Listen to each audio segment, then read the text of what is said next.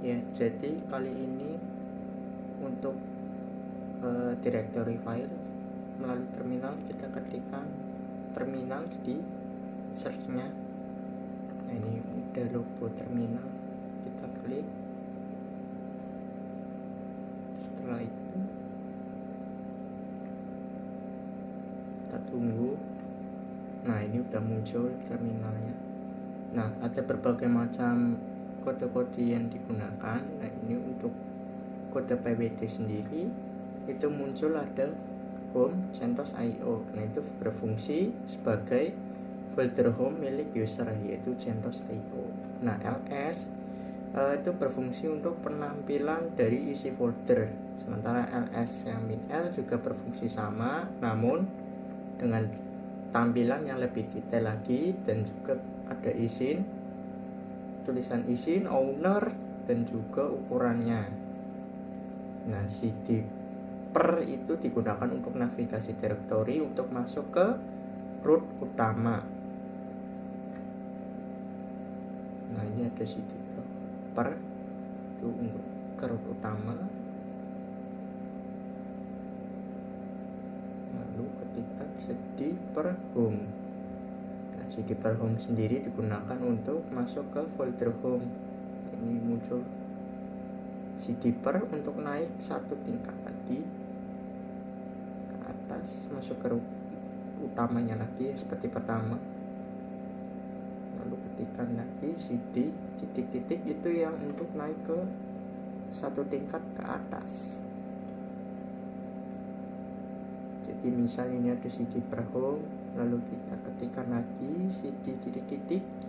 Nah, itu ada tanda garis miringnya, itu kan berarti naik satu tingkat ke atas. Lalu untuk selanjutnya ada cd sendiri untuk kembali lagi ke home user. Nah, itu ada home CentOS.io 1.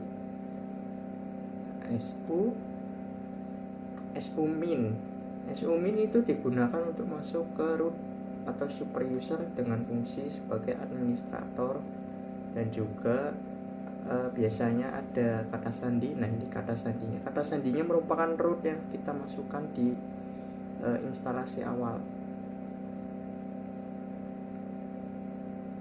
Nah, ini kita ketikkan exit untuk keluar dari rootnya tersendiri. Lalu ini kita misal mau masuk komen ke dokumen. Nah, di dalam dokumen ini, nah ini kan udah masuk. Jadi nanti di dalam dokumen ini nanti kita bisa buat foldernya tersendiri di menu berkas. Nah, itu.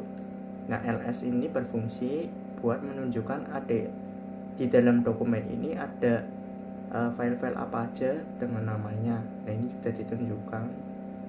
Nah, kita misal mau masuk ke dalam filenya ini.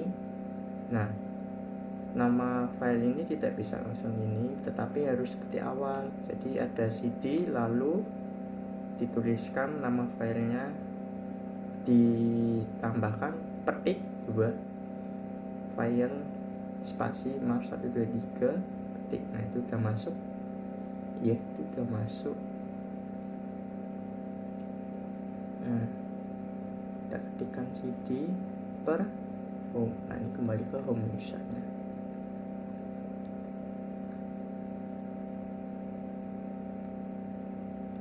Lalu kita ketikkan, nah cd, kita kembali lagi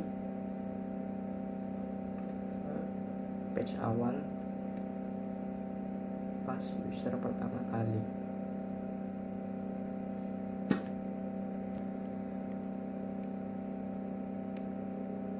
Nah, ini ls sendiri berfungsi untuk tadi menunjukkan isi dokumen, bukan dokumen, untuk melihat isi foldernya itu ada apa saja.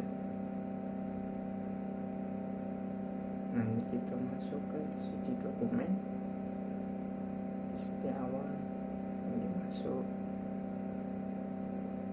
untuk mengakses folder sistem dengan cara seperti itu. Nah, ini folder akses sudah masuk di dalam dokumen. Nah, tadi kan sudah ditunjukkan di bagian awal ini.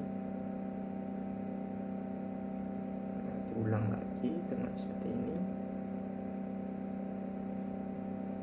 Nah, PWD ini menunjukkan, nah di sini kita sudah memasuki dalam dokumen, terdapat file yang bernama file mar123. Kita ketikkan cd untuk kembali lagi ke home user, atau bukan home user nih, user PC kita yang awal-awal.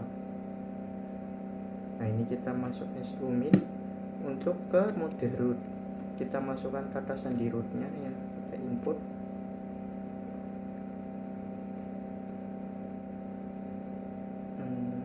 Nah, ini udah berhasil.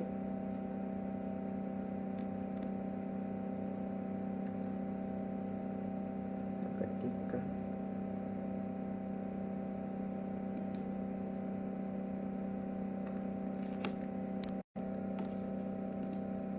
untuk mengakses dokumen ataupun folder di dalam root, metodenya berbeda, yaitu kita ketikkan dulu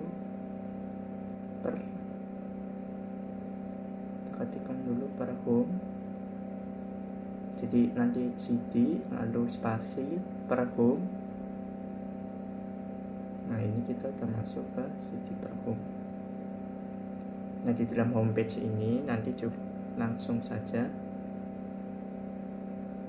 ls kita ketikkan cd CentOS.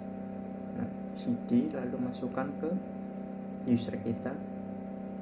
Di dalam user ini kita bisa akhirnya mengakses apa saja isi folder yang ada. Selanjutnya kita coba lagi ls-n, itu posisi semua folder menjadi lebih detail sehingga lebih mudah dibaca. Kita masuk coba ke dokumen lagi. Ini sudah masuk dokumen. Lalu kita coba isi di dalam dokumen apa. Nah, ini sama lagi muncul akhirnya file mar123. Kita ketikkan lagi 123.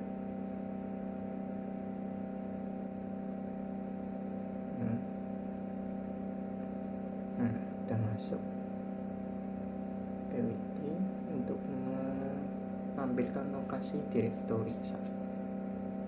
Kita ketikkan exit ketika sudah tidak digunakan ataupun sudah tidak menggunakan lagi mode root.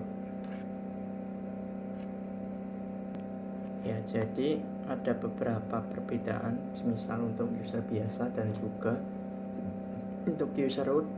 Jadi untuk user biasa sendiri mempunyai beberapa kekurangan, seperti semisal akses yang terbatas, lalu juga hanya bisa mengakses sebatas GUI-nya, tidak secara penuh. Jadi dia tidak bisa mengubah sistem, tapi dia punya kelebihan yang lebih aman dan juga lebih mudah untuk digunakan sebagai aktivitas sehari-hari juga. Dan untuk mode root, kelebihannya sendiri kembali ke akses penuh terhadap command prompt-nya. Jadi yang tadi yang CMD itu dia lebih luas dan juga lebih mendetail lagi lah, dan dia juga bisa mengubah sistem, tapi punya kekurangan yang dia lebih beresiko jika ada kesalahan input ataupun ada kesalahan dalam proses pengeditan. Dan dia juga lebih baik digunakan sebagai konfigurasi sistemnya. Jadi untuk kesimpulan dalam penggunaan user interface, jadi user akun ini, user biasa bisa digunakan buat sehari-hari untuk membuat berkas, membuat dokumen ataupun apa, dia lebih mudah. Tetapi kalau ingin mengkonfigurasi sistemnya lagi, lebih baik menggunakan root sebagai administrator untuk mengubah segala macam sistemnya. Jadi Di dalam ini memang perintah yang seperti BWT, ls, cd itu merupakan perintah-perintah dasar yang digunakan untuk navigasi direktori, dan juga di user yang biasa dia memang punya seperti tadi contohnya, dia lebih punya akses yang terbatas, tidak bisa terlalu mengubah banyak. Tetapi kalau root, dalam mode root dia punya kontrol yang lebih penuh terhadap sistemnya. Terima kasih.